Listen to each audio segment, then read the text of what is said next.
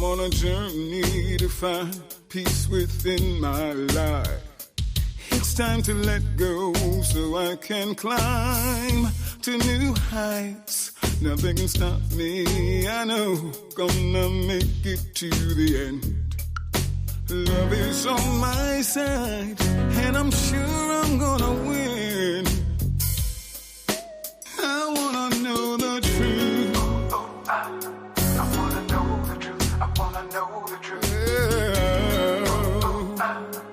Can you tell me? Tell me. I wanna know the truth. I wanna know the truth. I want to know the truth. Can you tell me? It's been a long time that I've been searching for then one thing that makes my life complete. And I'm gonna hold on, I'm gonna be strong, 'cause in my heart, truth I'll always see. I wanna know, I'm gonna know.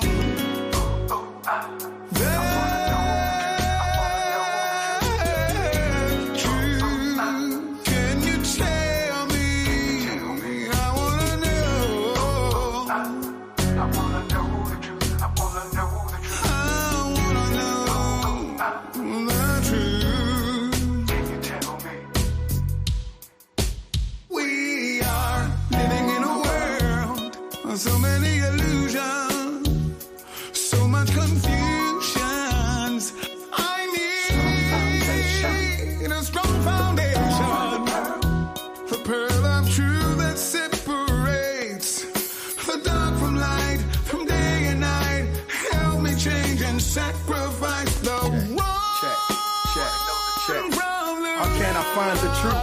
Let me count the ways. I can focus on my ancestors to brighten up my day. I can listen to a sage or an elder's wise word. Try some deep meditation where the Most High is served. Because the truth is beautiful, like children playing in the park. Or inside of rhyme ciphers where genius is spark. Be the dark, the light, and all the time that's in between. And you can find mad truth inside a trance states and dream. Listen to that little voice, it be telling you for true. And with a bit of divination, show you what you gonna do. Whether it comes abstract or the stone hard fact. 'Cause if it comes from God, it be the truth, that's that.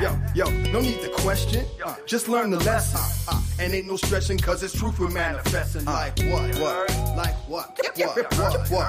Want to? I wanna know Can the you truth. tell me? Can you let me know? I need to know Got to know. the truth. Can you tell me? Got to know the truth. Want to know the truth. The late great Punk Ra Amen, the tap, peace and blessings.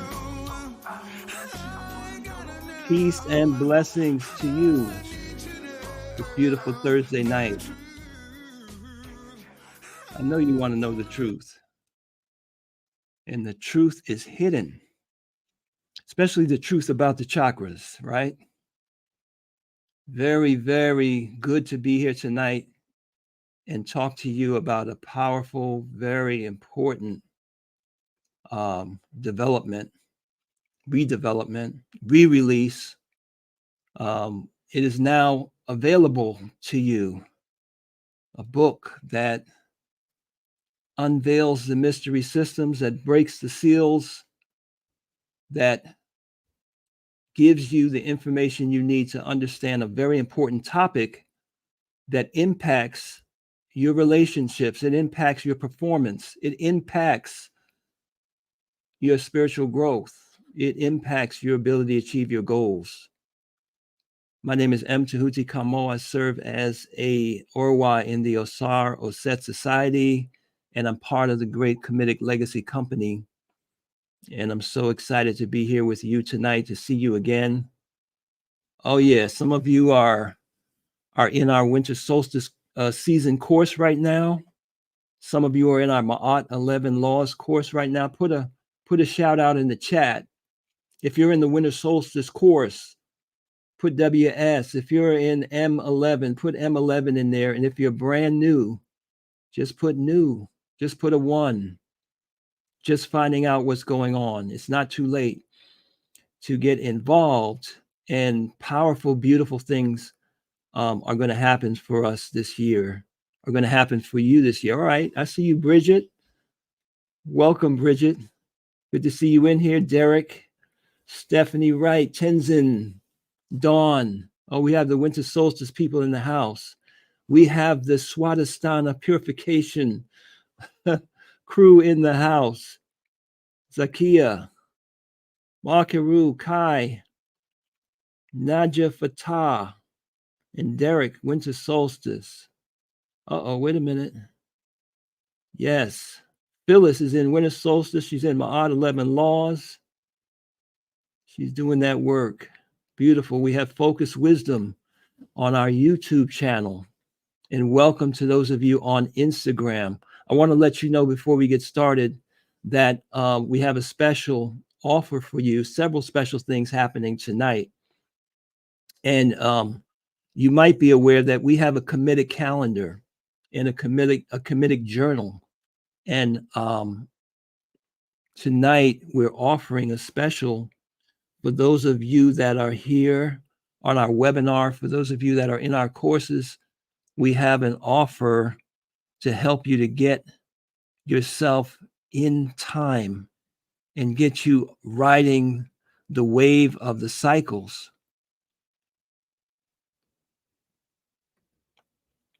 So let me just, here we go.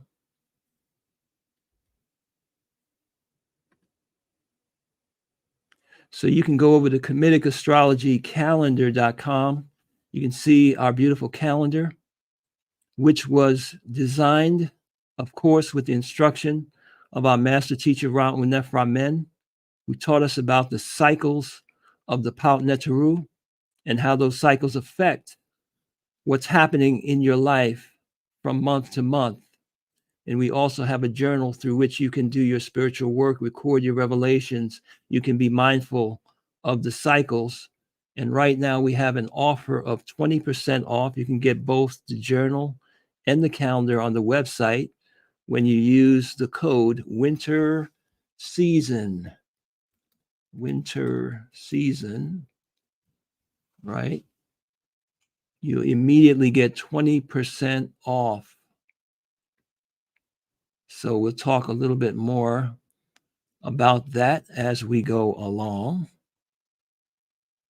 But here's your address, kamitastrologycalendar.com, kamitastrologycalendar.com, and you can pick up a copy of our calendar and our journal. Also want you to know, if you're not familiar with Kamitic Legacy, kamiticlegacy.com is our homepage. It's where you can follow up tonight on the powerful information that you're going to receive. And it's where you'll be able to get a copy of some of the great works of the master teacher, Ra Un Nefer Amen, as well as many other things. But tonight we're going to be talking about Kundalini Yoga. We're going to be talking about chakras, and this is the book, one of many works that our guest has talked about the chakras, but this is the definitive light on Kundalini Yoga that explains to you that there's not just 7 chakras or 5 chakras. There's actually 14 chakras that you need to be aware of, and the understanding of how to work with them. So that book is re-released. It's available for you. We'll talk some more about that shortly. But right now, here we go. At this time, it is my honor, it is my pleasure to bring to the stage of Kamitic Legacy for this Thursday night. It's been a minute. I know you've missed us. We've missed you, having access to such a source of inspiration and wisdom and guidance, a man who has dedicated over 50 years of his life to the study and, most importantly, the practice and the teaching of our ancient spirituality. Tonight, we're going to be talking about chakras. We're going to be talking about the practice of awakening your chakras and how that is one of the key things that we need to dynamize our success in life. But his works have touched on so many areas of life, over 50 years of writing, of teaching, of training, of coaching. And we're here with us tonight once again. So let's put our hands together and welcome to Comedic Legacy, Ra Un Nefer Amen. He is the Shechem or Shechem. That's the ancient Comedic title for the leader of the nation, the Society of Osar Ostet, and we greet him with the ancient words of power, peace, and blessings. Anech Rak. Shechem or Shechem, Ra Un Nefer Amen. Peace and blessings. Peace and blessings. What's that? So good to see you. How are you this evening? Oh, I'm fine. How are you? Excellent. And we have Good. a Good lot of praise and welcome in the chat. We have about 300 people in our webinar room. We have people on Facebook Live. We have people in our YouTube channels, 2 of them, and we are also live on Instagram. So welcome. Thank you so much for your service once more again. We're highly indebted to you. Well, I'm just trying to pass on just a fragment of everything that you've given to bless my life and many other people's lives. And Shechem, we have a topic tonight that is very controversial. It's very popular. Everybody's talking about chakras. And I know you've given us 2 wonderful webinars. And for those of you just joining us, you'll hear tonight about Soundwise and how you can catch up on about 3 to 4 hours of information that was already shared. And Shechem, you blew a lot of minds. You started off with the fact that even the word chakra, the way we understand it, is not the original understanding of what a chakra is. And this idea of these geometrically patterned, fields of energy, and there's only 5 of them, or there's only 7 of them, that we just basically don't have the whole picture. Absolutely. And there's a basic reason for the lack of understanding about Kundalini Yoga and the chakras. And I'd like to start off by letting the audience, first of all, I want to say hotep to the audience. Thank you so much again for tuning in and sharing an evening with me. And the importance of Kundalini Yoga and chakras, are very important. And the reason for, the controversy and the problems is that we talk about over 5,000 years spiritual science. When we speak of Kundalini Yoga and chakras, we're speaking about a spiritual scientific system that's been around for over 5,000 years. You see that? And when you have something that has been in practice for such a long time, there's going to be all kinds of transformation of the system, modifications, variations, contradictions, corruptions, etc., etc. That's just normal to any system and so on, especially when most of the life of that system, we don't have, objective tools to pin down, definitions and description and so on, meaning that, take chemistry and physics. It hasn't changed that much, in a couple of hundred years it's been around, for the simple fact that, everything has been rendered mathematical and geometrical, which are exact figures. But when it comes to, spiritual science, we're talking about, faculties that deal with our emotions and our behavior, our psychical abilities, whatever, You cannot pin these things down to clear numbers and weights and measures. So the openness of the dictionary, the bibliographic material is all over the place after 5,000 years. You see that? So we have to keep it in mind. When you go on the internet and you look up Kundalini Yoga, you look up chakras, you look up any form of yoga, you see that if you are doing a deep dive, a scholarly research, you will find that there are all kind of contradictory definitions of the different kinds and practices of yoga and so on. And the thing is that, what is compounding the problem is that lots of people in this audience are not aware that the Hindu and the Buddhists and the Sufis, created lots of books. They wrote lots of books about the different yogic practices. Books that are not available have not been translated into the Western languages, such as the Hatha Pradipika, and things of that nature, the Shiva Samhita, and all of these books are not known to the majority of,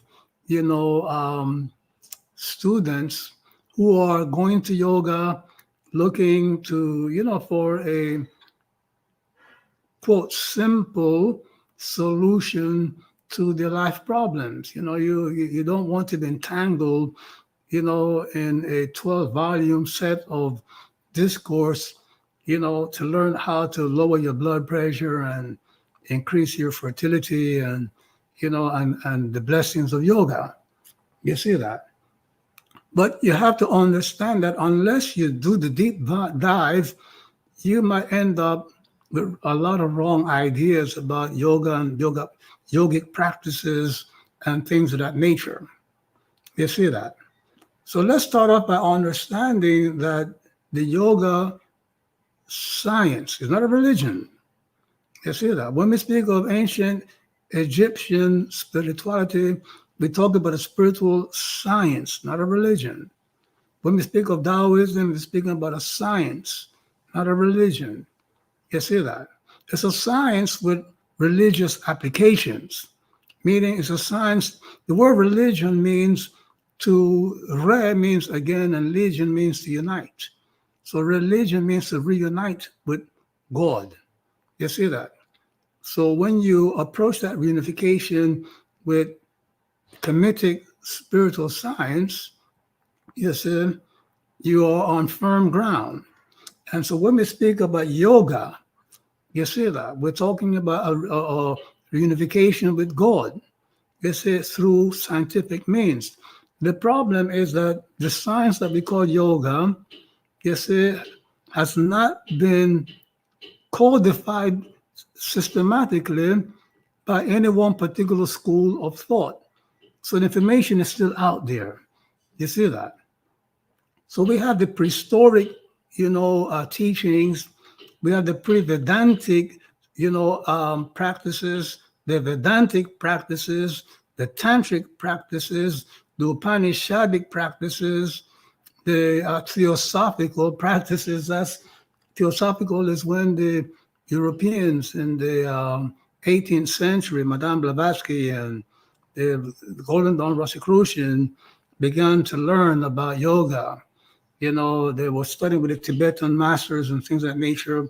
So they put their 2 cents into the hat, and they are the reason, they're the source for many of the incorrect association of the chakras to the various hormonal faculties. For example, when we said that Ajna chakra corresponds to the pineal gland, that was,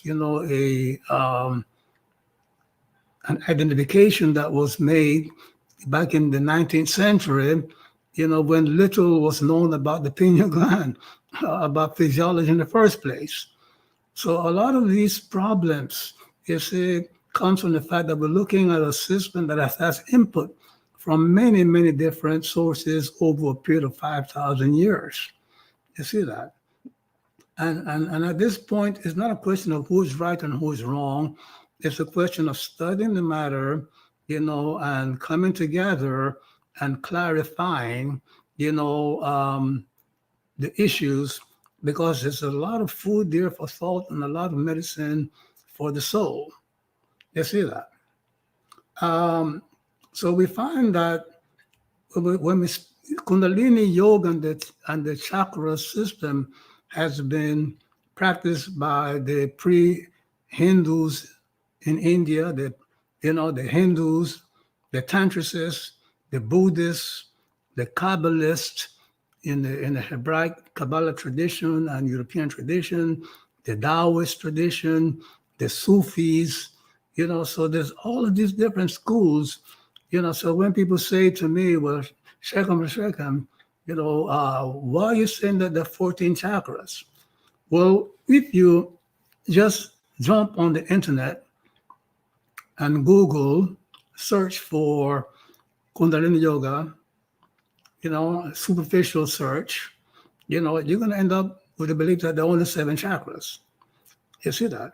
If you take the time to find out all the different teachers and masters and books and yoga from ancient times to the present, you will come to the realization that there are 14 chakras. You see that? Not 7. Okay? And if you look up Laya, Laya, yoga, which is the yoga of dissolution, so-called, you will find, authors that delineate all 14 chakras, which is one of my sources, and so on. You see that? So what are these chakras that make up the Kundalini system? First of all, Kundalini is the life force. It is exactly what the Taoists call the chi. You see that? The life force, the chi. You see that? And the same way that your chi flows through, different plexi and things like nature, different, the 10 guas or the 12 guas, depending on how you look at it, the Kundalini energy flows through, these psychic centers, which we call the chakras. You see that? So you find, for example, in Tibet, there's a book called Tibetan Yoga by Ivan Wentz, one of the best books on yogas for practitioners ever written. And if you really want to get into the esoteric practices of yoga, you need to get that book, Tibetan Yoga by Ivan Wentz. You see that? And the Mahanirvana Tantra, by Arthur Avalon. You see that? Okay? So the whole thing, as well as the Kundalini Yoga by Arthur Avalon and things of that nature. And you will get, these are European, Ivan Wentz and Arthur Avalon. These are guys who went and humbled themselves to the Tibetans and the yogic gurus and lived among them for years, decades even, and were initiated and taught. And they were writing down their experiences, which is a whole lot more than just simply going on the internet, and looking for some quickie answer that somebody who's looking for fame and money, is passing him or herself off as a yogi teacher. So I've been practicing this for over 50 years. My society is 50 years, all over the world. And I've been teaching and studying, these systems for over 50 years now. So, and it has worked for so many people, and that's what I'm sharing with you. You see that? So, to boil down, what do the chakras, which are the psychic centers, of Kundalini, what are they? Let's get a metaphor. You have an electrical current coming into your house, and that electrical current goes to a light bulb and lights up your room, lights up your house. Now you can see clearly, what to do when there's no solar light. That same electrical current goes to your TV. Now you have audio visual information. It goes to, a digital player. Now you have music. it goes to the computer. Now you have, information exchange. Okay, it goes into a heater. Now it heats up your house. So you have, this electrical current running through different appliances that convert that one force into different types of energy expressions: heat, light, sound, smell, da da da, and things of nature. The same thing, you have this energy, call it Kundalini, call it chi, moving through your body, but your body has different kind of functions. It has to digest food. It has to, energize you to feel joy. It has to energize your body to move around. So these are the appliances that this life force, is energizing throughout your being. You see that? Okay? And to be very specific, what we call chakras are really the faculties of the spirit and the faculties of the psyche. You see that the psyche is your soul. The psyche is what psychologists are studying and trying to understand and manipulate and repair and fix and things of that nature when you go crazy or whatever have you. You see that? So the ancient masters, of Kundalini Yoga, they were psychologists. That's all. They were psychotherapists. They were psychologists. There were, psychology and spiritual scientists. You see that? When they made, these pronouncements, they said, look, what you call the psyche today, okay? They call the 5 lower chakras: Vishuddha, Manipura, Muladhara, Anahata, Swadhisthana, the 5 lower chakras. You see that? The so-called throat chakra, solar plexus chakra, heart chakra, the root chakra, and the sex chakra. This says these are the 5 psychicals, the 5 faculties that make up what you call your psyche. You see that? The Taoists, on the other hand, they said, well, what you have are 12, not 5, but you have 12 faculties that make up what, psychologists call the psyche or the subconscious. You see that? The Tibetan, chakra system only has 5, not 7, not 14, but only 5. You see that? And when you take the time out to study the Tibetan book of the Tibetan Yoga by Ivan Wentz, and applied it practical. This is a very practical manual for yogic, practices, to learn yogic practices. It's not for the dilettante. You see that? It is for the people who are extremely serious about yoga.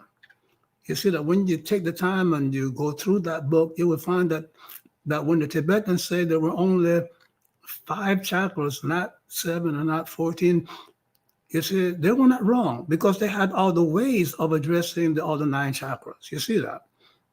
They just not incorporated into, the schematic. You see that? So, but when people say that there are only 7 chakras, this is something that was pushed by the tantricists, okay, in ancient India. You see that? Because the lower 5 chakras,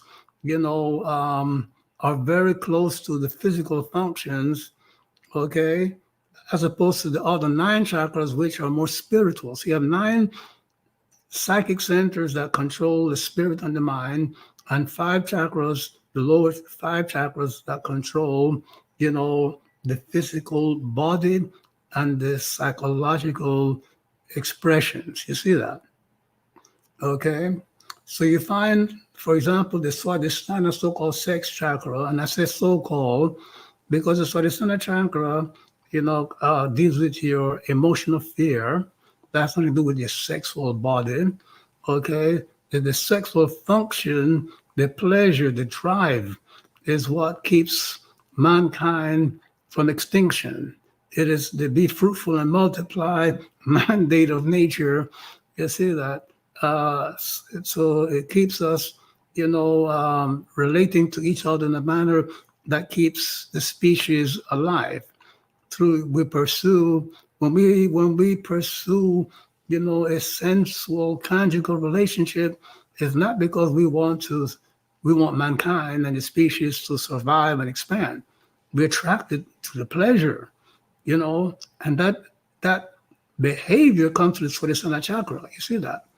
Okay, the fear, because you see, if you don't have fear, you see, before you spiritually develop, to guide you, you need fear to keep you from doing things that will lead to your premature death.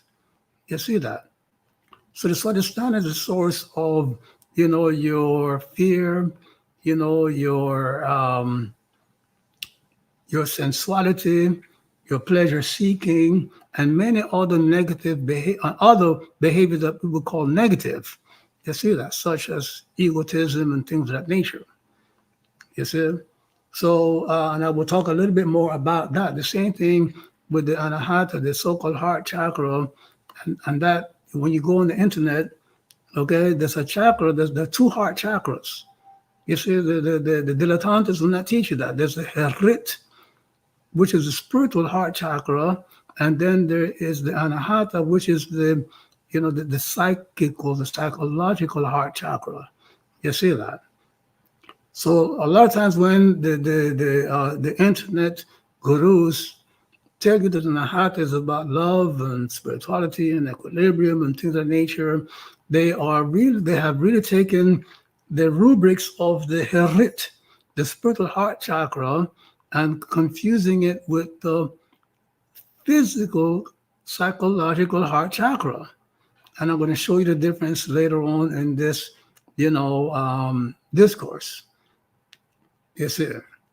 So it's very important for you to understand, my beloved, okay, that you have these 9 spiritual centers and these 5 psychological centers, which is, the 5 lower chakras, to which were added the ajna, so-called, third eye, incorrectly, and, the sahasrara, the crown center.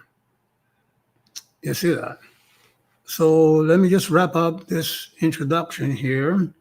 Okay. So we have, a science that is over 5,000 years, and there has been a lot of ideas exchanged cross-culturally between the Buddhists, the Hindus, and when I say the Hindus, we mean the Vedantics and the non-Vedantics in India, the Taoists in China, the Tibetans, and things like that. They've all been adding and so forth, even the Western people, the Kabbalists. For example, in the Kabbalah system, the Swadhisthana, so-called sex chakra, becomes the Sephira Yesod. You see that? Okay, and in Taoist system, it associated with the water centers, the Gui, the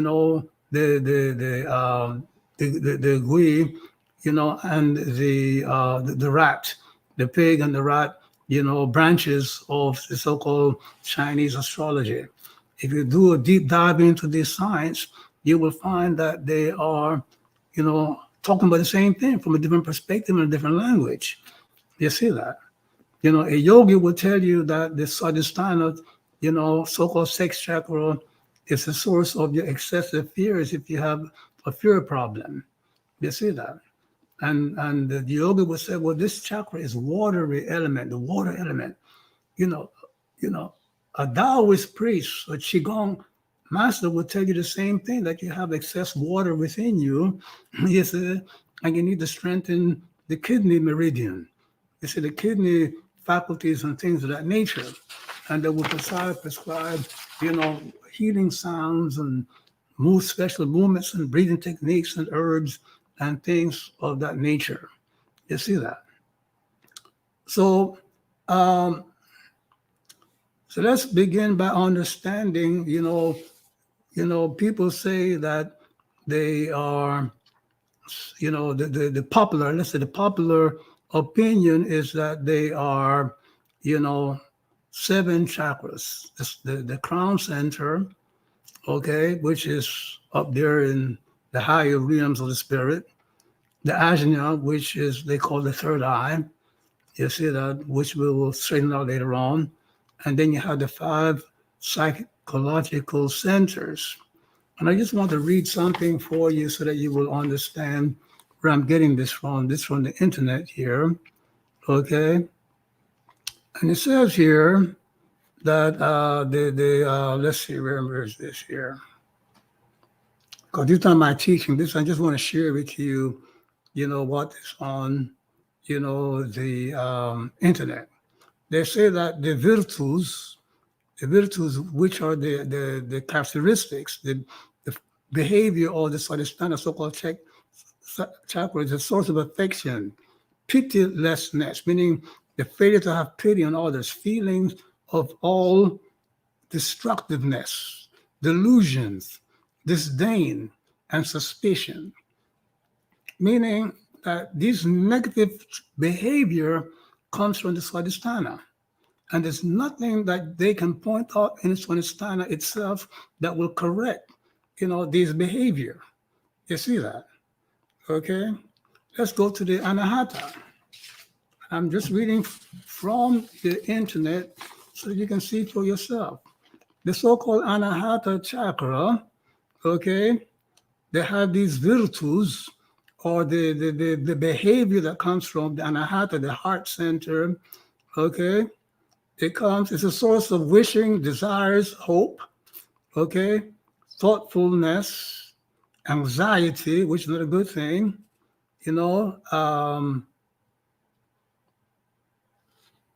assist the effort, making effort, okay? Possessiveness, fondness, arrogance, vanity, discrimination, languor, conceit, egoism, pride, avarice, duplicity, covetousness, hypocrisy, indecision, argumentativeness, okay, burning misery. People that behave this way, and the source of that behavior is the Anahata chakra. You see that? Okay? There are other virtues that are associated with an Anahata chakra, but that is the mistake where they've taken the aspects of the enriched chakra, which is the spiritual heart center. You see that? Okay?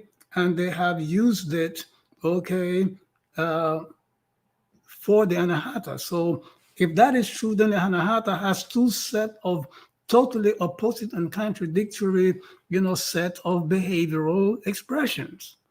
You see that? Okay, let's go to the Manipura, the so-called solar plexus center. Okay, and it's the source of thirst, jealousy, treachery, shame, fear, disgust, delusion, foolishness, and sadness. In that when you're manifesting these behaviors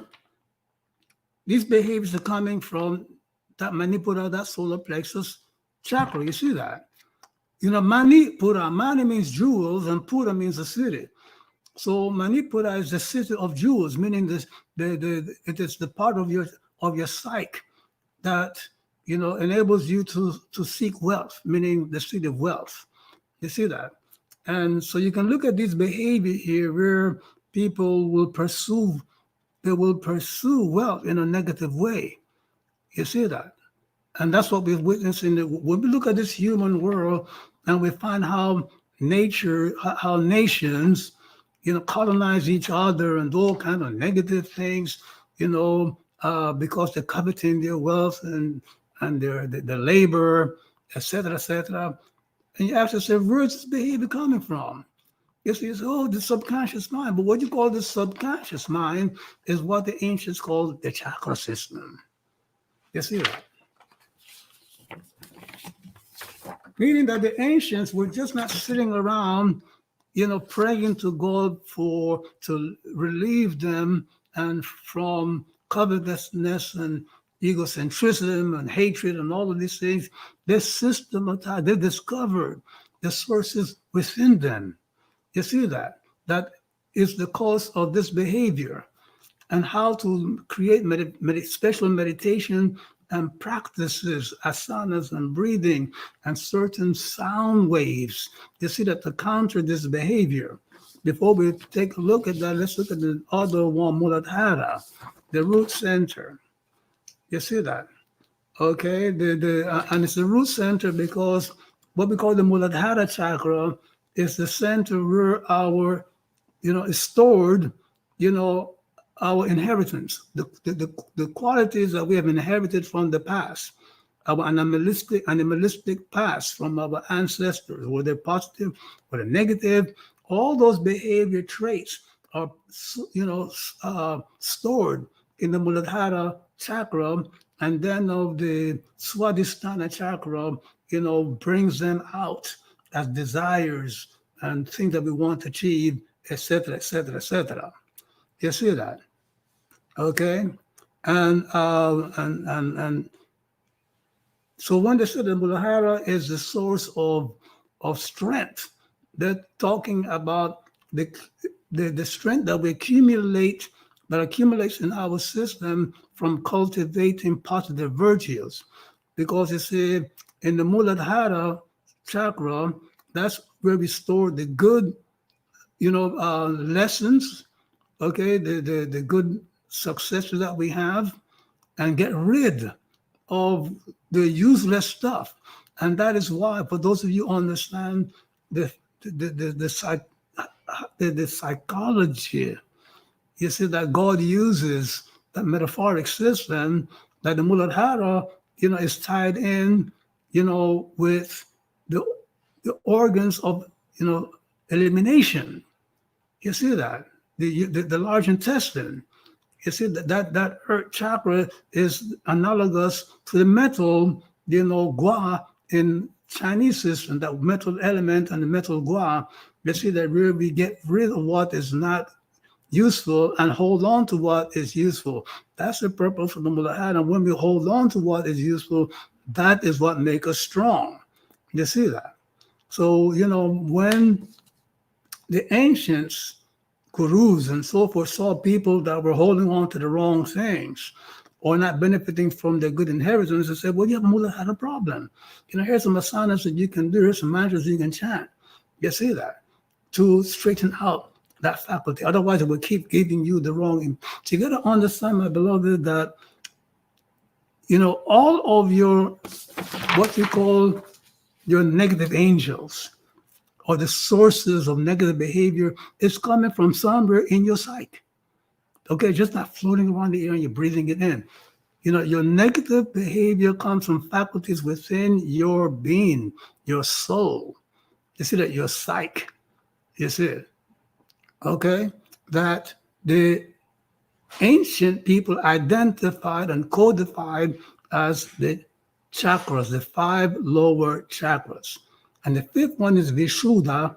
The word Vishuddha, the Shuddha is in that the Shuddha pranayama, when you breathe in through one nostril and out through that nostril, and you add a bija, a seed mantra to it, it cleanses that meridian. You see that? I know some of you have been doing the alternate nose breathing, okay, and you don't understand, well, why aren't my meridians cleared up by now? It's because the practice of Nadi Shuddha Pranayama required the right bija mantra, the right sound. When you go to the teachings about the Vishuddha mantra, they said the Vishuddha mantra, burns up, the dross in the nadis, in the channels of energy, and things like that. But that burning up is a sound. You see that the cleansing sound, you see, of the bija, the seed mantra that correspond to the 5 lower chakras. You see that? But, I'm just giving you little directions for you to understand that there's a beautiful science here. It is that one of the highest level of achievement in psychological science that has been ignored because it has been abrogated, has been hijacked, it's been hacked by people who, see a quick path to fame and riches by putting out, Kundalini Yoga classes and Kundalini Yoga teachings, and courses, etc., which is all good. We want all of that.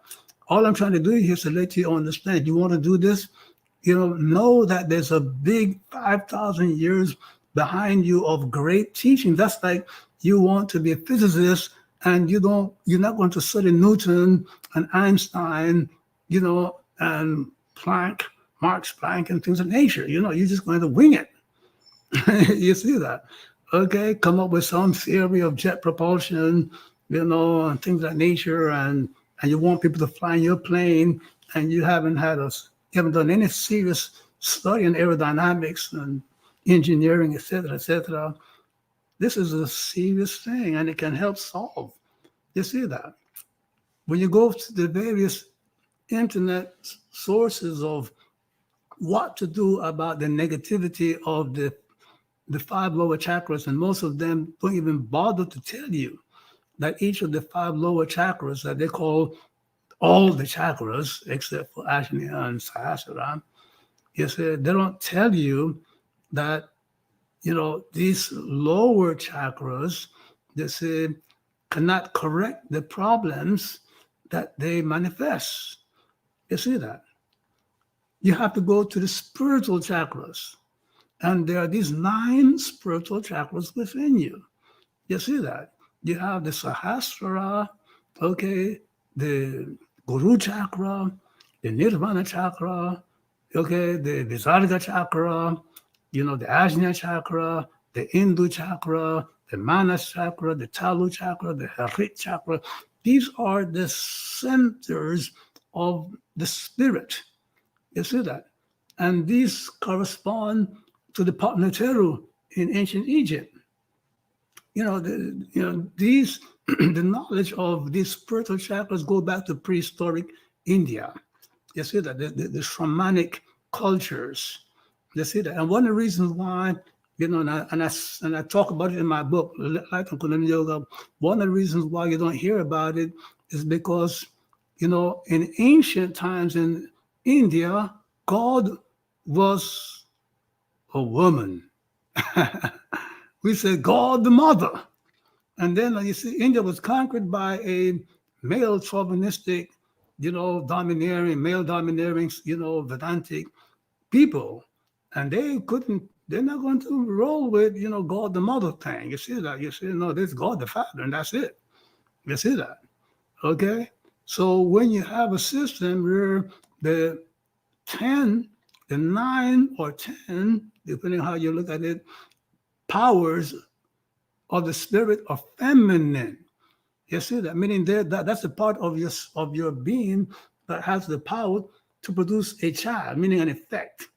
You see that? The male side, the God, is the potential, the spiritual potential. The female side of a chakra is the goddess. You see that? Okay?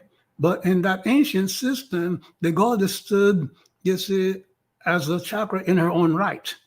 You see, in the Kundalini Yoga system of the tantric tradition on to the present, you see, the goddess or the mother goddess, and it's not God or goddess in the Western sense. Okay, it's a metaphor for the energetic productive system within you. You see that? So the mother goddess was the active function, that which manifested, that was the spiritual side of you. You see that? So in the tantric system that gave us the so-called 7 chakra system, the goddess or the executive power is reduced to a helpmate, a Shakti, a little power down there. You see that? And so we have this picture of the great, male figure, God, and a tiny little female sitting on his lap or something like that. And all of that is a lot of politics involved when you read these ancient books and so forth.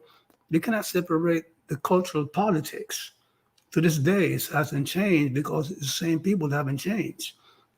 there needs to be a spiritual revolution.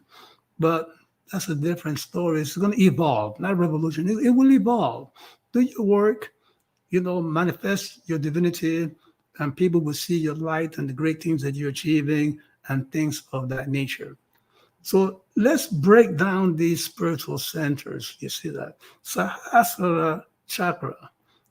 Go all over the internet and you will not find any system for working directly on the crown centers.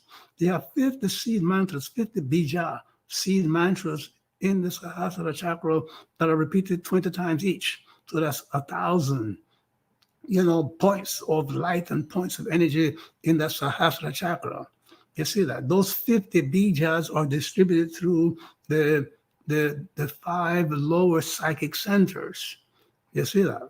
So you create the Sahasrara chakra, or you turn on those lights, those power centers in the brain. You see, when you use the spiritual chakras, meaning the Ajna, the Indu, the Guru chakra, and so on. We use those spiritual chakras to purify and transform the 5 lowest subconscious mind, center. Okay, it then turns on each of those 50 bija. You see, then you get one of those,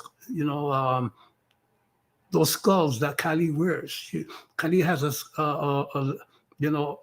she has 50 skulls that she wears around her neck, representing the 50 human qualities that have died away from you. You see that she's not this ugly witch or whatever that later on people try to make of the ancient shamanic female oriented spiritual science. You got to understand that, you see, there's a culture that puts women down and does not want to see women in the position of power. They say that's why the Kali and Chinnamasta, and all of these ancient, female versions of divinity have been, demonized and, and brought down to the lowest level and things of that nature. But, there's too much at stake. Your divinity, the divinity of the world, when we saw yesterday, day before yesterday or yesterday, people trying to celebrate, this football game, victory. Our young kids, shooting at each other, killing innocent, people, that are standing by. You see that? How you change that? You're not going to change all of what's wrong in the world by more police force. You cannot change people and the world from the outside. You have to change people from the inside. Remember, you see that you cannot legislate psychological change. You cannot achieve psychological and spiritual manifestations through commandments and force and jails. You have to have programs that understand the psyche and the spirit and help people to put these practices in place. You see that? So when you learn to use the spiritual chakras, we talk about, let's say, the Ajna chakra. The Ajna is not the third eye. Vision, is the dominant faculty of perception. We perceive through hearing, through tasting, through smelling, through touch, and so on. But seeing is the master, not only because we do it more often and rely on it, because you see, if I see something, it's real. If I see something, it's happening. Whether I'm seeing it within the inner realms or in the outer realms, seeing is the verification. The word to verify from the Latin ver, to see. Ma'at, the root of ma'at, which is a law. The root of ma'at is ma'at. What's ma'at? Ma'at is to see, the verb to see. It's because that's how we verify. Seeing is experience. If I'm hearing, that's hearsay. If I'm looking at you, I know that you are present. If I hear your voice, I don't know that you're present. It could be one of those, phenomenal recordings. You see that? Okay. If I have a smell, I don't know exactly what it is, but if I see it, then it's verification. It's verified. There, I'm seeing it. So the Ajna chakra is the seat of consciousness. You see that? The Nirvana chakra is the seat of, of dying to the human part of your being. Okay, the Guru chakra is the Tahuta chakra, Tahuta Netar within you, the source where God enlightens you. You see that? Okay? We have the Enriched chakra. That's where you take up, the consciousness takes up residence, in the waking period of the day in order to legislate and regulate and purify, the 5 lower chakras. You see that? The Hindu chakra is the repository of the law. You see that? And by the way, the law is what the Hindu call the Dharma. And when you go into the 5 lower chakras, you're going to find that there's no Dharma. You see that there is nothing in the 5 lower chakras that will reveal Dharma, meaning spiritual law to you. You will say, what about Sahasrara? Well, Sahasrara is an effect chakra, meaning the psychic centers, the 1,000, the 50 times 20 bijas open up, they lighten up when you have purified, these centers within the 5 lower part of your being. You see that? Okay, the Ajna chakra is not the source of the Dharma either. The source, what you call the Dharma, the law, you see, is stored in the Hindu chakra. Then you have the Manas chakra, which is the Neter Sebek and the Neter Heteru, which governs the Manas is the so-called called the mind, your oral and your visual thought processes. And then you have the Talu, which is another chakra that keeps the fire within you in check, in balance, so that the heart chakra can do it. The Enriched heart chakra can do its job. You see that? The Visarga chakra is your set faculty within you, and what it does, it enables you to. It's called the spiritual bridge. You see that? In other words, when you got to take something from the outer realm into the inner realms and vice versa, there's a bridge, a chasm to be, that you have to cross over. You see that? Okay. So, and that's the Visarga chakra, which comes from the mantra, that release of energy, like in Jah, the Jah mantra that is very prominent in Kemet and the Canaanite tradition, and even in the Indus-Kush tradition, is Osset, so-called Isis. And you hear me, moving through these different traditions. This is what the ancients did all the time. Don't forget that we're talking about a science, not a religion. There's no such thing as a Japanese chemistry or a German physics or a American, engineering. Physics is physics. The laws of physics is the same, and you don't change it because, a person of different ethnic group, discovered that law, that scientific law application or whatever. So the ancient people approached behavior and behavioral transformation as a science.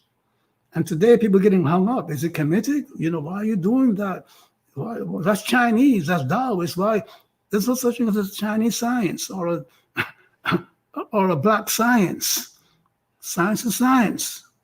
And spirituality is science. Once you understand what science is and the rules of science and the rules of spirituality, you understand it's the same thing. You see that? Okay? So, I have other things to share with you, and I'm sure that it will come up in the question and answer period. So, I want to thank you for your patience, me talking so long and so much, but I'm trying to squeeze a lot, in a very short time. So, Oro, you got the floor.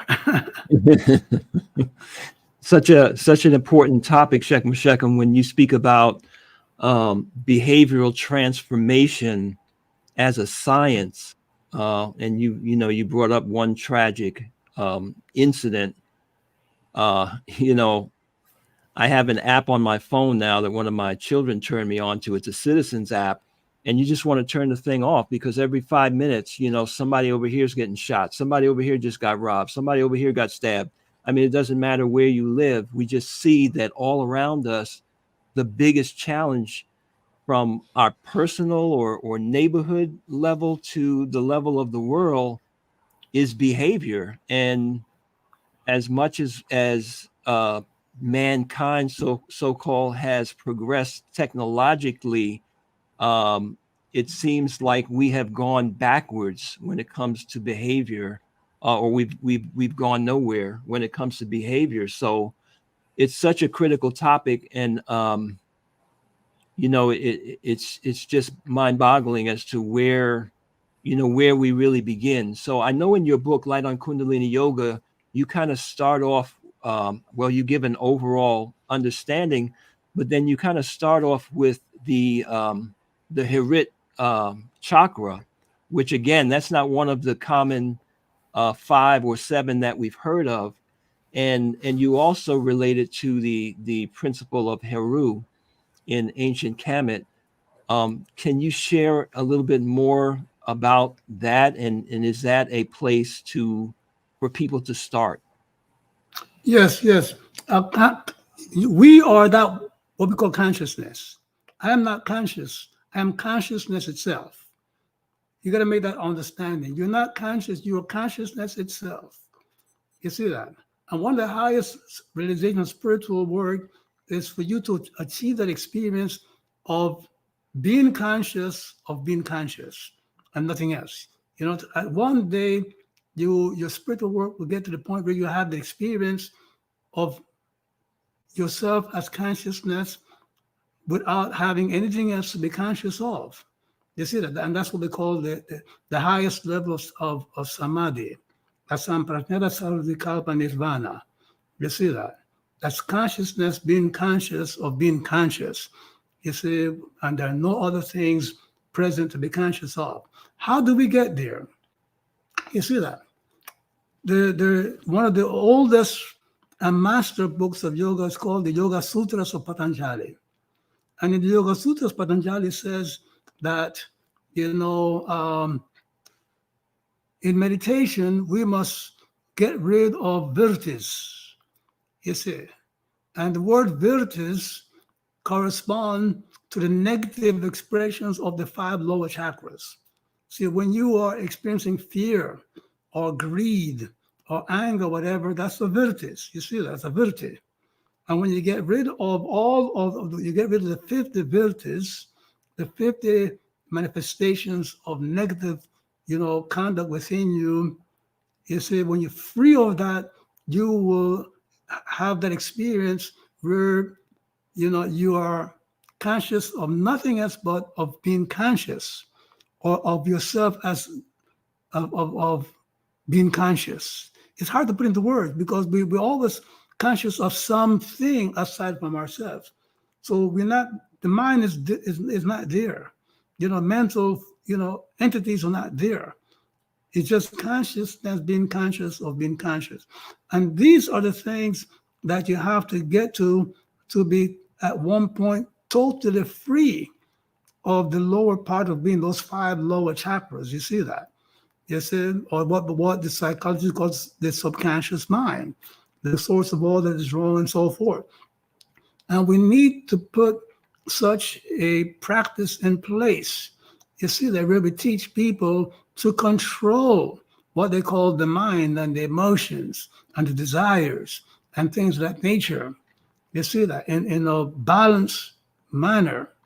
Okay, if you want to get rid of all of this, all of the things that are happening, you see that all the things that are wrong in the world, people killing each other and robbing each other and cheating on each other, and doing wrong to each other, can only happen when society puts in place, a major, practice of spirituality. Mm-hmm. Well, you kind of answered Kem Onk Anu she's in our webinar room, and she is asking about the Sahasrara chakra and how that relates to the experience of samadhi. And she asks, what is exactly this feeling or experience of samadhi? Well, samadhi is oneness with the object of perception. You see that?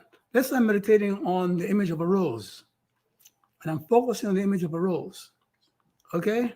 And I get to the point where it's me being conscious of the rose and nothing else is in my awareness, right? That's the moment of samadhi, but that is an outer samadhi. You see that? If I'm doing meditation and I'm focusing on my act of being conscious, you see that? Where being conscious, experience of being conscious is the object of my cognition during the meditation. You see that? When I get to that point where I am conscious of nothing else but being of the experience of being conscious, that's the ultimate samadhi. You see that? So the thing is, what's the practical application of this? Okay? In other words, if I can get to the point where I'm divorcing my awareness from objects of cognition, if one of those outlets of cognition is my anger, my fear, you see that? My egotism, my ambition, okay? If I can quiet that and be just one with my consciousness, my act of being conscious, then I'm totally free of that anger, that, things of that nature. Meaning I have to get to the point where, you see, I can shut off the cognition of the anger, the fear, the worry, as opposed to, have it there and ignoring it. You see that? People will say, well, and that's the pedestrian thing is to put your mind on something else. You see that? But so if I'm afraid of something and I'm fighting that fear by putting my attention on something else, you see that? It's only a matter before my awareness goes back to that object. If not, then later on. You see that? So what I have to do is to put my consciousness on the act of being conscious. And that is what samadhi looks like. Wow.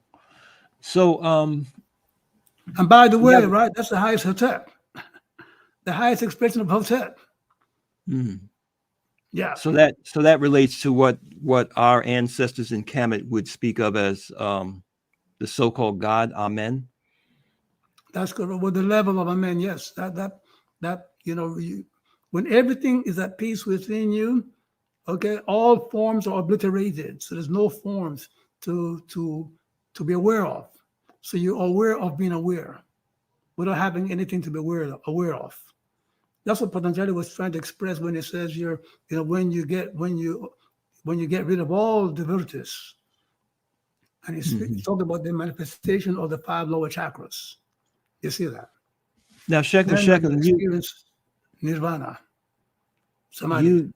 You teach and advocate the use of mantras, but some people who are speaking about this ability to ignore all the thoughts or achieve a state of mindfulness where you are, consciousness beholding itself, are basically boiling that down to the process of letting thoughts go. So can you share a little bit about, you mentioned the bija and the mantras and how that plays a role in the workings with the chakras? Well, the mantras is awakened faculties. And you got to understand that, when I'm meditating to develop the ability to be conscious of being conscious and nothing else, that's different from me working on a mantra to open up a faculty. You see that?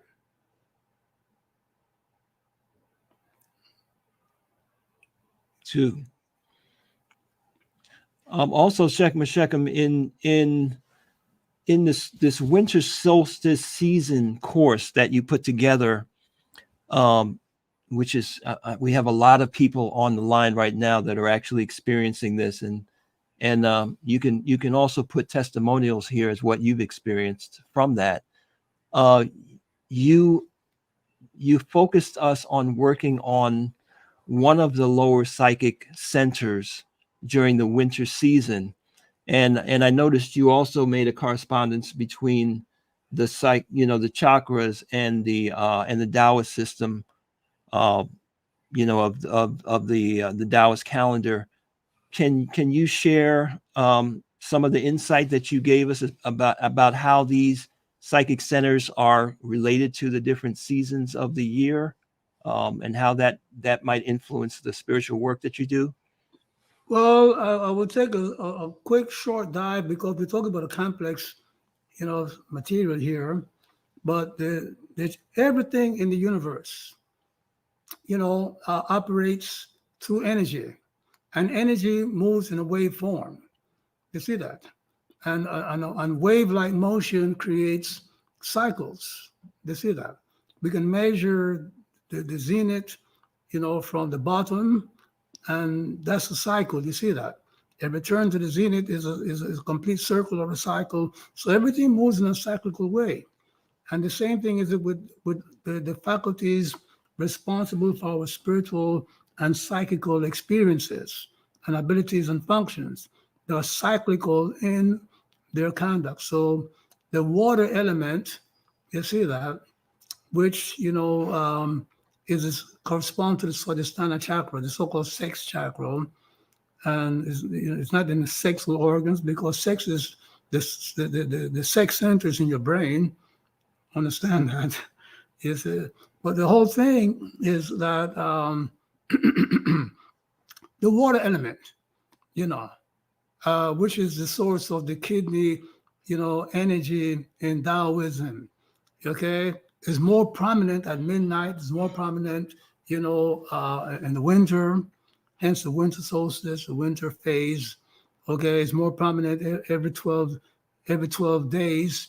That Swadhisthana energy rises and drops and so forth. And the same thing, sorry, it experiences this up and down movement, this wave pattern. So everything, in the universe, moves in a wave-like fashion, meaning in a cyclical way. And it's important to know the cycles of these functions so you can take proper advantage of them. So the winter is a time to renew yourself. Same thing with midnight. You see? So in the course, you're guiding us as you share tonight that the negative aspects of these lower chakras are to be dealt with by work done with the higher chakras. That's correct, because it's, the spirit is a regulator of the psyche. The spirit regulates the mind and the psyche. You see that? Okay, the psyche, the subconscious cannot regulate itself.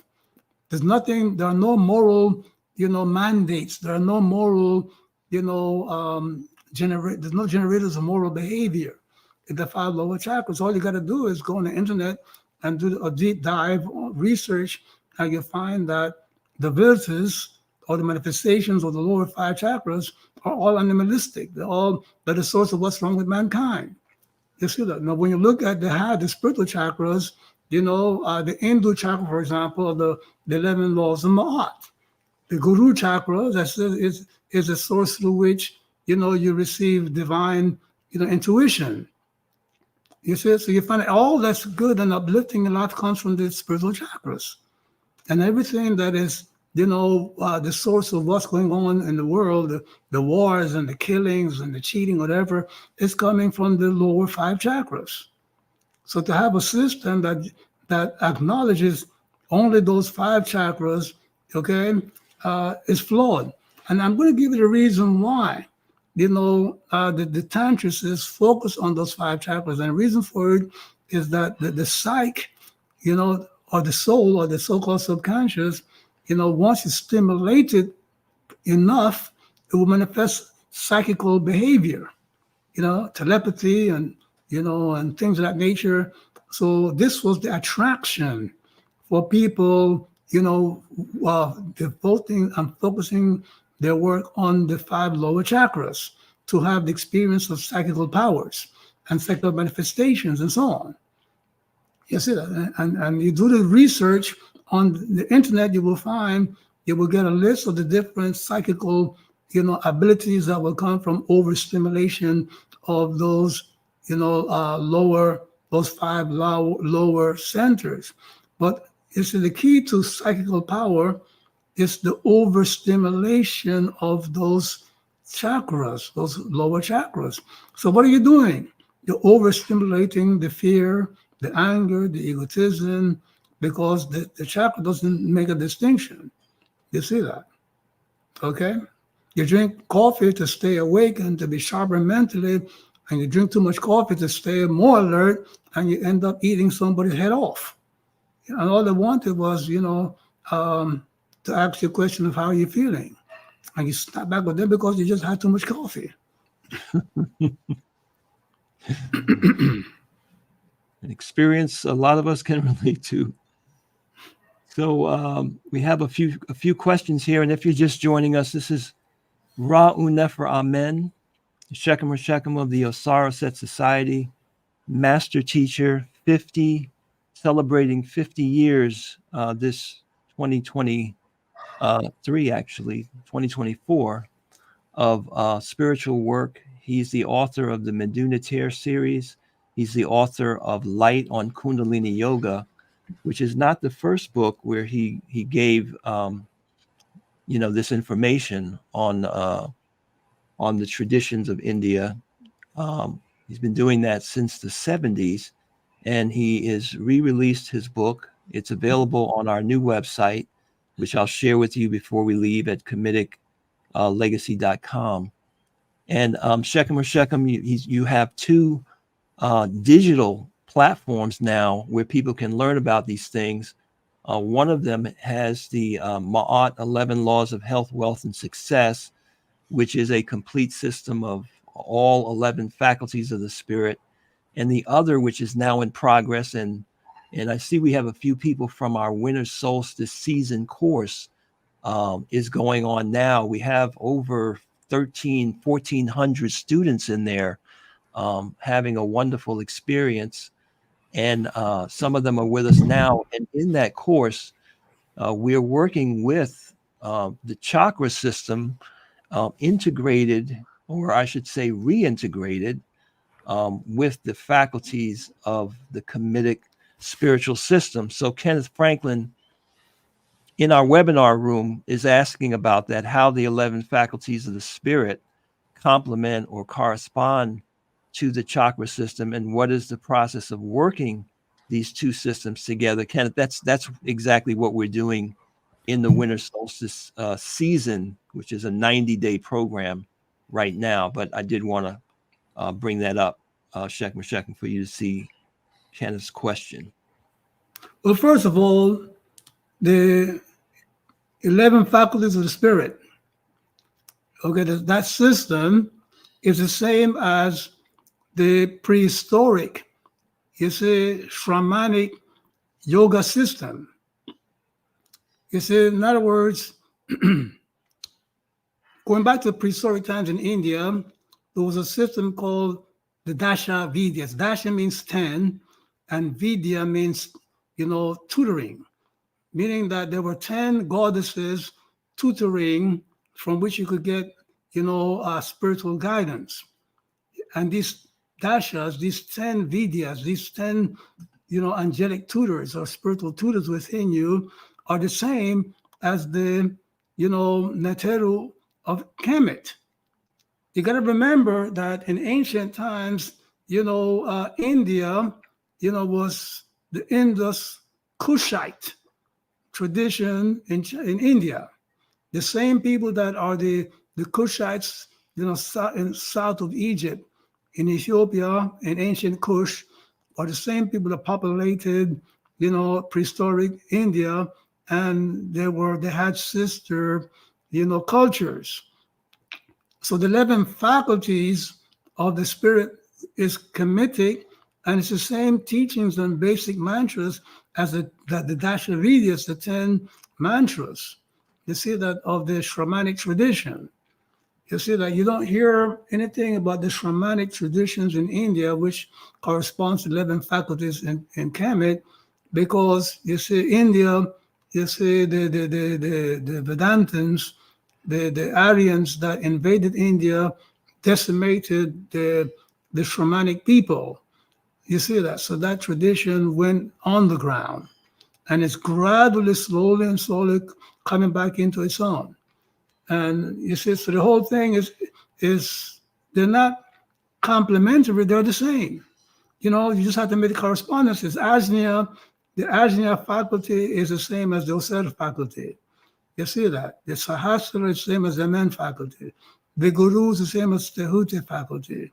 The Nirvana chakra is the same as the sacred chakra. You know, the Hindu chakra is the same as the Ma'at, you know, nature and so on. So there's this one-to-one correspondences between the Patnateru, you know, and the Shramanic, the Dashavidyas of ancient, you know, Egypt. You see that? And if you go and you look on the internet and look up a book called Laya Yoga, you can get it on Amazon, Laya, Laya Yoga. Forgot the guy's name. You know, you'll find the list of all 14 chakras inside there. And of course, you know, the departure from Kemet, you know, is quite long, but the syncretizing and the syncing and of different traditions is a long time practice. We're, you know, ancient Egypt syncretized with the ancient Ethiopians, the ancient Indus Kush tradition, syncretized with the Canaanites and things of that nature. And you find a lot of parallels, you know, because we're talking about a science. You see that? So, you know, we have this thing of thinking of spirituality as a tradition. Think of it as a science. Once you think of it as a science, then the rules that apply to science applies to our spiritual, you know, teachings as well. Meaning, there's no such thing as a German physics or a Japanese chemistry. There's chemistry. There's physics. There is, you know, there are 10 Neteru. You know, there are 10 Vidyas. You see that? Okay. The Chinese say that there are 5 psychical faculties. The Taoist says there are, you know, 12 psychical faculties, but 10 elements. You see that? The Tibetan says there are 5, you know, faculties, psychical faculties, which they superimpose spiritual mantras and things of that nature. So you got to understand that they're dealing with a science, you see, that has been shared by many cultures over the past 4,000 or 5,000 years. And the name of the game is to share, because you see the wisdom is spread all over the globe. You see that? And if you want to really help yourself and help the world, you know, look for, you know, not complementary, but supplementary, because they say the teachings of the various people have been degraded and corrupted by invaders and invasions and things of that nature. So you have to supplement the other teachings with your teachings and supplement your teachings with their teachings. And that is what we're doing. You see that the books of Egypt the libraries were burnt several times. They were burnt down. You see that our people were invaded and colonized, you know, and our books were destroyed. Our teachers were assassinated and things of this nature. So we have to supplement through the practice of analogies. You see that? Okay, so meaning that if you understand that the mantra Herit is the same as the mantra Heru in Egypt. You see that the mantra Aung, A-U-N-G-O-O, is the same as the mantra A-U-N-K, Ankh and Aung, are the same thing. And you have all of these, you know, parallel teachings. Then you will enrich in the other, and the other will enrich in you as well. So that is what we're doing. And this is the source of the strength of how we were able to expand all over the world for the past 50 years. And Stephanie Wright is with us in the webinar room. And a lot of us have been exposed to or have sought spirituality through Buddhism. So she asked, how does ancient Buddhist tradition intersect or reflect these understandings? There's only one hard answer for that question, and that is to get a copy of Tibetan Yoga by Wentz, W-E-N-T-Z. Mm-hmm. On Amazon, get a copy of, Tibetan Yoga. It's going to be hard, but it's all practical. It's a practical manual, okay, of Tibetan Yoga. You see that, okay? That is the Tibetans, what they did, they brought their Buddhist, way of looking at things, the same practices that the Hindus have, just that they package it differently. You see that? But it works. That Duma breathing and so forth that I taught you guys came from that book, Tibetan Yoga, from Ibn Wentz and things of nature. And as you know, it works. And Ron, you're asking a question about visualizations that were given with the mantra in the Kundalini book, and another person asked about how you use the mantras. Is there a recording? Yes, the recordings or the mantras, you can get all of those mantras as well as the melodies and guided meditations in the courses that we have, Ma'at 11 Laws of Health, Wealth, and Success. And in the winter solstice, you'll get directly the mantras we're using for this season. We also have Deborah Parker. Does that mean there will be classes for the spring? And what should we do when March 20th comes? So Shechem, there are some people with us who just joined the winter solstice today or the last few days, and some people who are not sure if it's still time for them to take advantage of the winter season and what will be happening in the spring. As long as they can get 21 consecutive days of meditation before, let's say, March 10th. You see that? They are still good to go. And I spoke about the anahata negative, characteristics. I read it for you, right? And the anahata is a chakra that governs the spring. You see that? And it has to be purified through the Vishuddha chakra as we purify the Swadhisthana, you see, so that we can, transform and reintegrate ourselves with God. Okay, so during the spring months, okay, starting at the spring equinox, during the spring months, we work with that anahata chakra to empower our ability to achieve our goals. It's time to act now. You see, the winter is a time for you to, strengthen your divine identity, to re-identify yourself with the divine, take it away from, I am a human being to I'm a divine being. You see that? But then come the spring, it's time to act as that divine being. You see that? Okay? And by identifying all the ways in which the human tries to achieve, his goal, and replacing it with the way, a divine being achieves her goals, let's say, will also strengthen your divinity and optimize your ability to achieve your goals. You see that? And we have a couple of testimonials, Shechem. We have Tabs N, who says, I started the winter solstice in January and finished my 21 days, referring to the prescribed 21 consecutive days of meditation in the course.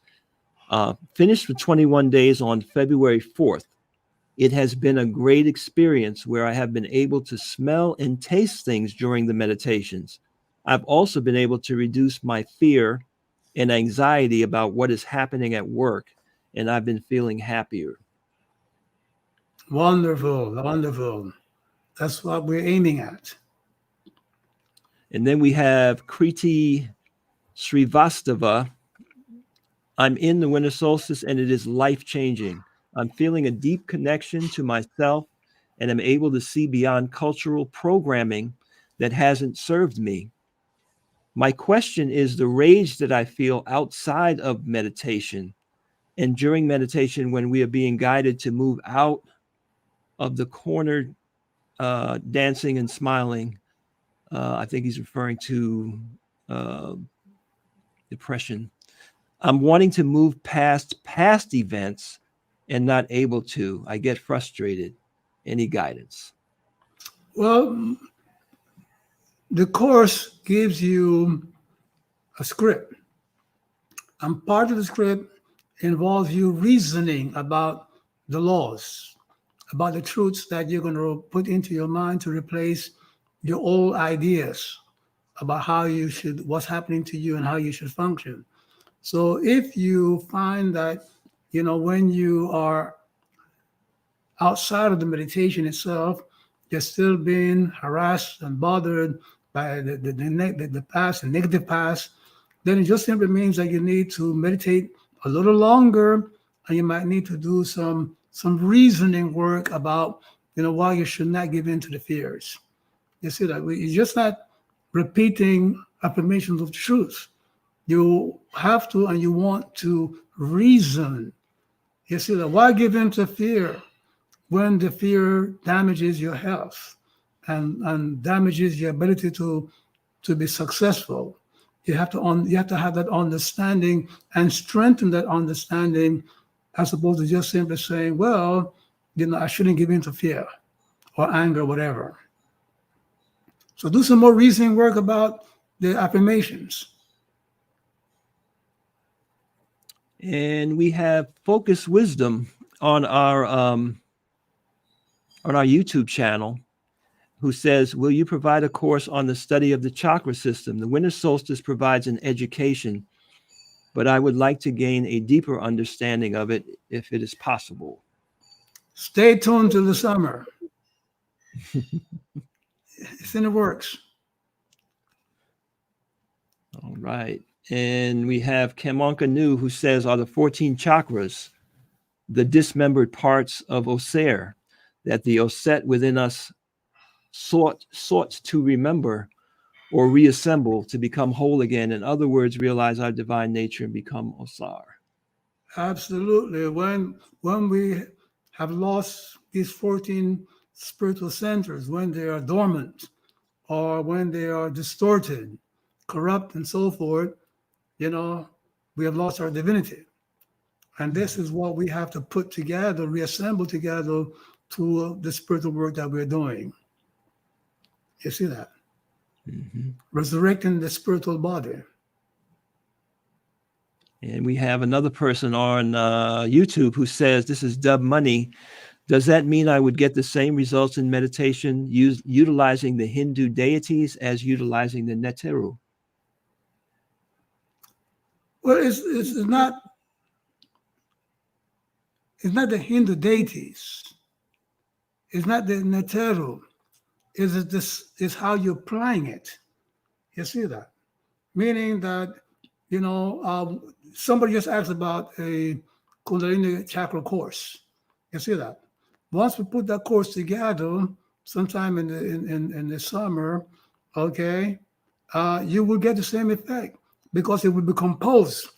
We put it together for you to have that effect. You see that? And the reason that we're doing it is that, people have different, spiritual ancestral backgrounds. Is that some of us have an ancestry that goes back to ancient, Black India, ancient, Vedantic India, from Kemet, from Uganda. I have a young man, one of my students, he is, putting together, gathering and reintegrating the knowledge of our Bantu, and Gomas, the wise, teachers of Azania, and so on. And I'd like to sit down with Yoruba priests and with Akonfo from the Akan tradition. Okay, I don't want to Kamitize, okay, other people. I want to help work with them, to learn from them, teach them my things, and celebrate together. You see that the great gifts that God has given to all of us. You see, and once again, I don't want to traumatize anybody. I want for us to share and walk together and celebrate, God coming through all mankind. Or that's what I see when I see a Taoist script that resembles the Kemetic script, the Hindu script, and the Sufi, it just fills me with such awe how God has come through the different traditions. You see that, okay, and how man has corrupted them and obstructed them and things of that nature. And I just mentioned the Sufis. The Sufi was a group of people in Kemet, okay, after the invasion, of the Arabs and things of nature that, before the Arab invasion. And they took the Hindu tradition and combined it with the Ethiopic tradition. You see that? And Kemetic tradition, okay, to come up with a phenomenal, practice and theory, scientific, spiritual scientific methodology that needs more attention. I've been studying it for quite a year, from the direction of Spanish authors, Iglesias de Janeiro and things of that nature. So look at the Sufis as well. You see that? Look at everybody. Celebrate with everybody. The Chinese, the Taoist teachers have a saying that a wise man, a sage, does not eat at home. He goes to distant lands to get his meals. Shekin, we spoke about this knowledge of chakras and how it will help us to be more productive, more successful. And just on a personal note, can you share how you've been able to achieve such a level of productivity? I mean, I hear you speaking about studying the Sufi system, and I know you had taught and wrote some things about the Bantu system, and in our conversations, and you shared also with some of the people in the course. I think it's about 4 or 5 other books that you're working on and writing. Is this directly from the work that you have been able to do with the chakras, or is it something that you had already? Well, I had the predisposition, of course, Yes, without that predisposition, I would have been out there playing soccer back in Panama, or I'll be a concert pianist today, But I had the predisposition to this work here, and where I am today is a result of my devotion, to the work and working with, all the different systems that I came by. I took what worked and discarded what was useless. Those of you who have read all my various books will see that I'm an avid student of Kabbalah. You see that? Okay. I've done a lot of Sufi work, but I haven't published it yet because, I need better sources and more time reconstructing the system. Of course, I'm very much immersed in the Taoist tradition. You see that in the Western esoteric tradition, somewhat involved in the Tibetan yoga tradition and things of that nature. You see, and the Tibetan, they have these 5 chakras, but they're overlaid with the spiritual teachings of the spiritual laws of the other 9 spiritual chakras. So by immersing myself in truth wherever and whenever I found it, I got to where I am today. Well, we're glad to be on this road with you. We have a couple of testimonials from your winter solstice course. This is Janice Prince. She said, I started the winter solstice on the first day. One of my goals was to lower my A1C as I am pre-diabetic. My A1C prior to the winter solstice work was 6.1. I am now down to 5.9, which is great. She's shooting for 5.5. Also, my cholesterol, which was not a problem, is down 20 points. Yay. Yeah, that's great. That's great. Keep on working on it. Keep on working on it. And we also have Ankra Musat Shirim, who says, Anetcharak Chegmashek, my person is a double amputee in assisted living in a nursing home. Many of the residents wonder why I am so peaceful. I have a nurse and 2 different caseworkers wanting to learn to meditate. They see your book, Light on Kundalini, and that opens the door for dialogue. My person is 57 days in, headed towards the spring equinox. One must do the work. I am at peace. And Dwa'u. And that peace is going to heal him tremendously. Yes, sir. That's wonderful. Thank you so much for sharing that. And we also have Marie J, who says, I'm finding that should I get triggered, I actually am reciting truisms in my mind from the meditations, which I started in January again, as last year. I've learned through these wonderful teachings that it was the wrong cycle for me, and I was resisting too much. But having started in January, many great changes have taken place in my life. Thank you so much. Thank you. Thank you so much, Mary Jane. Those are the results we're looking for.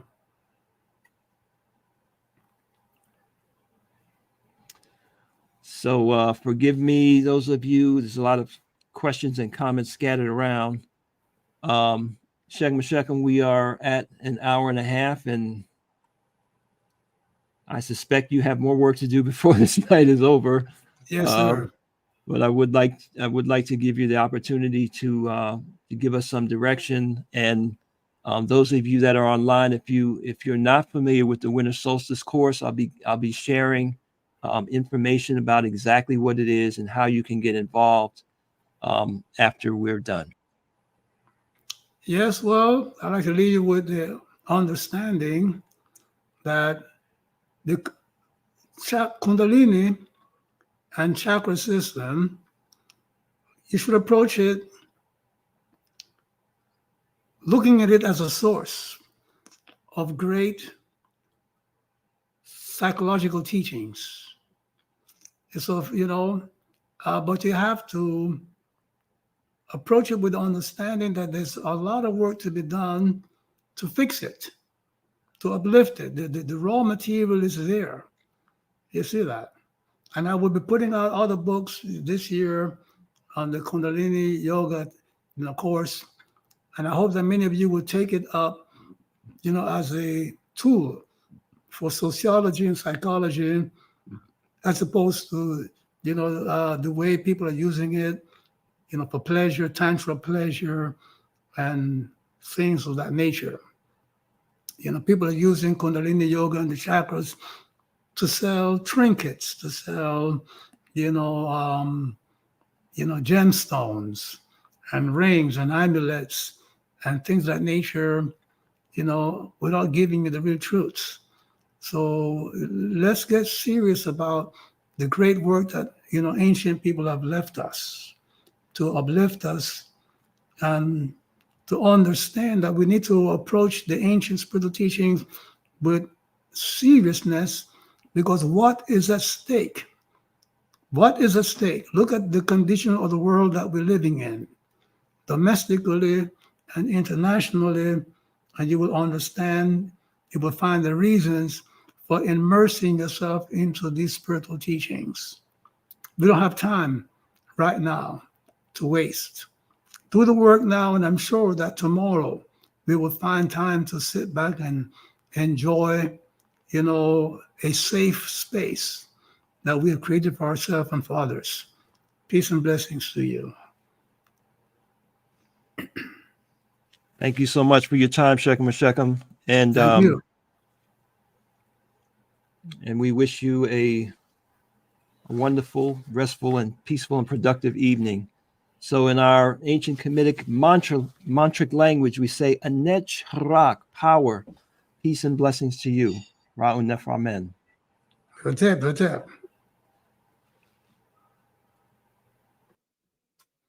All right, I want to say thank you to family, and especially those of you just joining us and getting familiar with the wonderful teachings of Ra Un Nefer Amen and the new developments, the courses and the books that are coming out. Once again, the place to go to get connected is KemeticLegacy.com. KemeticLegacy.com. Let me just show you what our site is looking like. Some of you made some comments about the books being sold out. Yeah, we wanted to post some of the works that are coming out.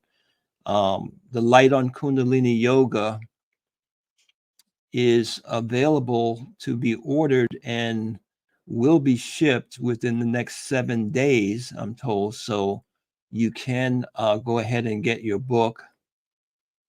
This is what it looks like.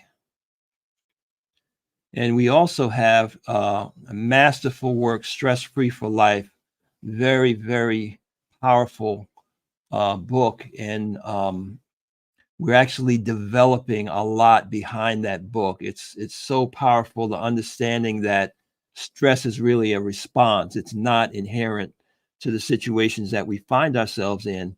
And in this book, you get a lot of guidance and meditation, application, nutritional supplements.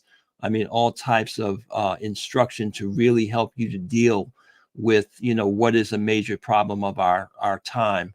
Also, Ma'at 11 Laws of God is republished as a second edition. So yes, it's showing as sold out right now. That just means you can't order it yet, but we wanted to let you know it's coming in the weeks to come.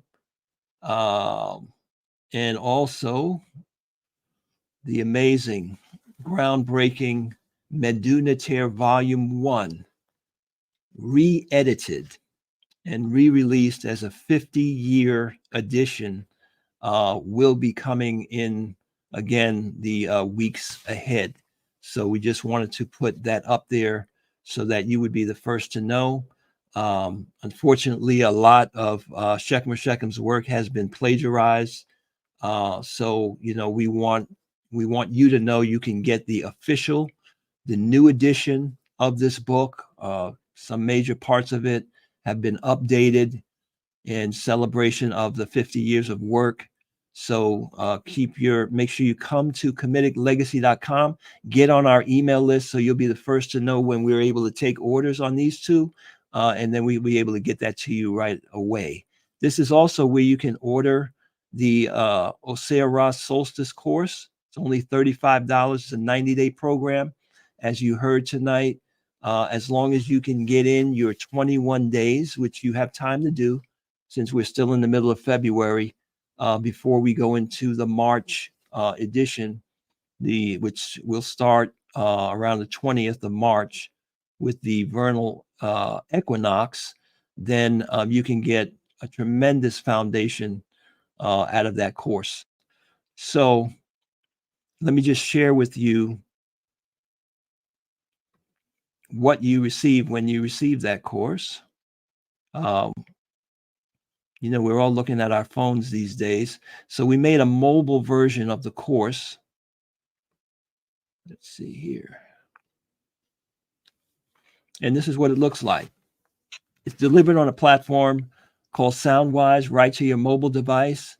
Here you have access to audio tracks, to written instructions. There's handouts, things that you can print off, that you can, print from your computer, but you also have a mobile friendly version to read through the information with diagrams and illustrations. Here's some of the text in there of guidance that you can get as you listen to the material on the audio tracks. This is the Winter Solstice 2023.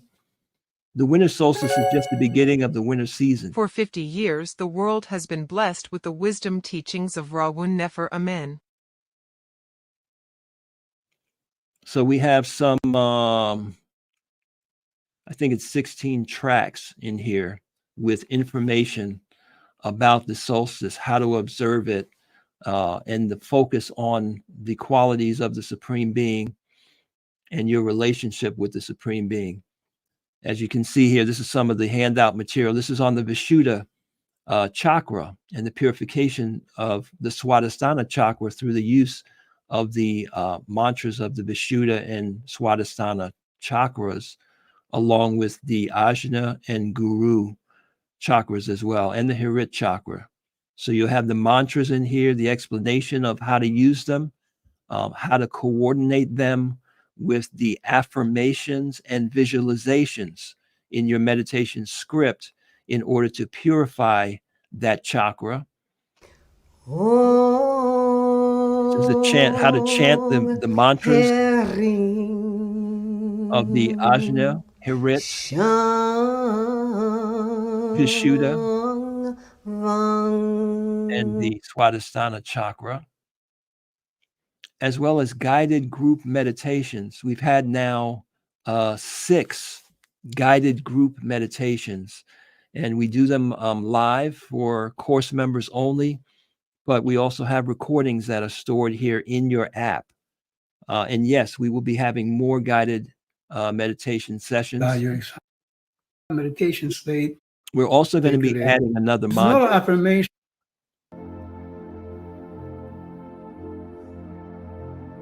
This is the Osir mantra, which is for the Ajna and Guru chakras. Once more again, recall a vision or a thought in which you are disrespecting God's presence in you. This particular track is working with our understanding of the omnipresence of God and so forth. So it's a powerful, powerful course. We encourage you to get involved now and get your 21 days on. You'll find it revolutionary, transforming, and it'll prepare you for the work to come in the spring session. So that's our Kemetic Legacy, kemeticlegacy.com. Here you go. That's where you go to order it. Kemetic is Kamitic, legacy.com. Also, I mentioned we have a 20% discount available starting tonight.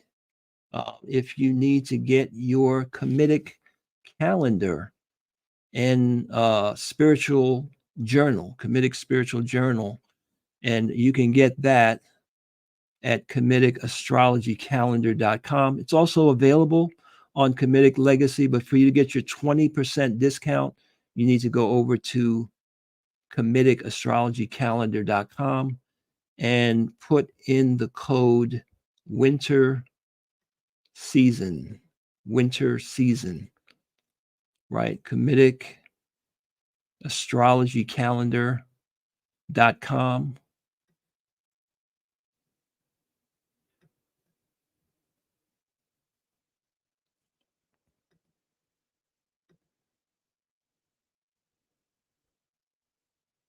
This is what the website looks like. And right here, you can get your Kemetic Pautnetzeru calendar. We're in the cycle of Heru right now. Someone asked a question about the Hirit. Yes, that's the Heru faculty. Of course, that's functioning all the time, but that energy is surging in this lunar cycle, and you can learn how to use that, how to tap into the natural energy fluctuations of the cycle.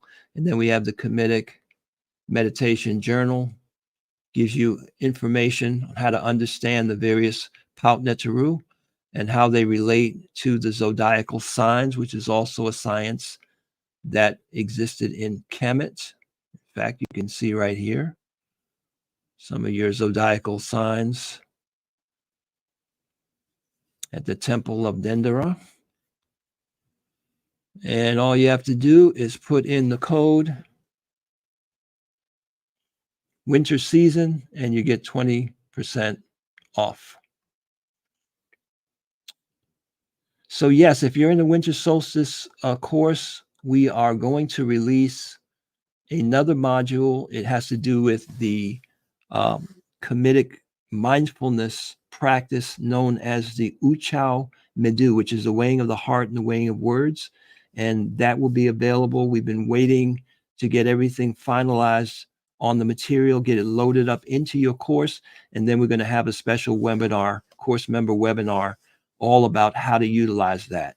Very, very powerful and beautiful system. So yes, $35, and Shechem is still not finished, giving us material to work with. So have a great evening. Peace and blessings, everyone, and we'll talk to you next week.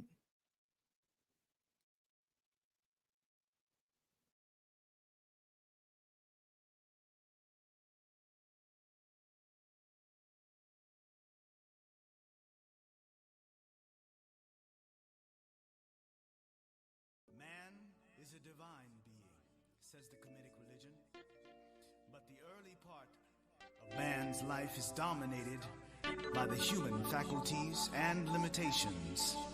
The essential focus of the ancient Egyptian religion is then the transcendence of the human stage and the realization of the true and final state, the divine nature. Divinity is realized by adherence to divine laws, and it confers upon man access to divine or superhuman abilities, the elevation of her mental abilities and talents, and qualifies her to enter into a partnership with God.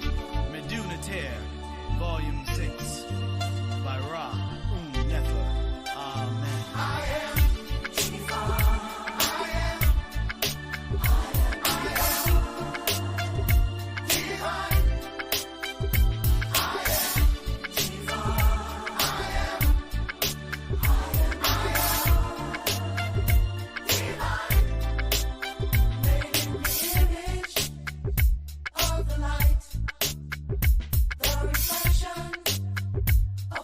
Right.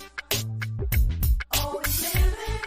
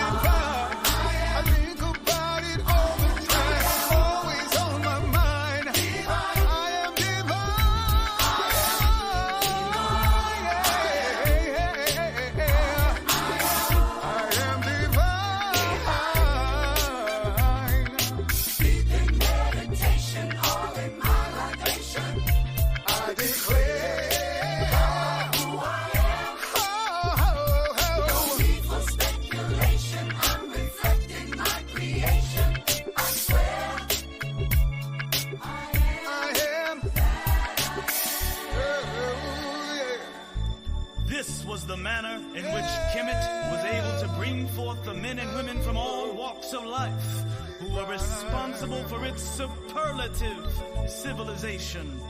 Unparalleled